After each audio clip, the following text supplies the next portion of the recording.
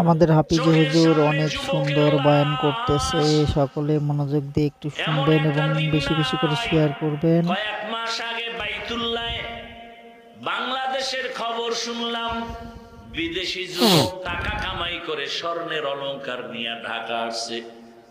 কয়েকদিন বাড়িতে আনন্দ করে আবার যাবে। ঢাকা শাহজালাল এয়ারপোর্টে নামছে, গাড়িতে উঠছে পরিবারের ছেলে মেয়ে বিবিরা সব। কি আনন্দ! যাইতে যাইতে যাইতে যাইতে বাড়ির কাছে যাইয়া ড্রাইভার গাড়িটা পানির মধ্যে ফেলে দিছে। ওই যুবক বাবা মিডিয়ার সামনে কান্না করে, কই আমার টাকা, কই আমার স্বর্ণ। আরে মানুষ বিয়া কইরা খাইয়া না খাইয়া ছেলে মেয়ে নিয়ে পরিবার একসাথে থাকার একটা আনন্দ আলাদা। আমি সে আনন্দ করি নাই, টাকার জন্য বিদেশে গেলাম।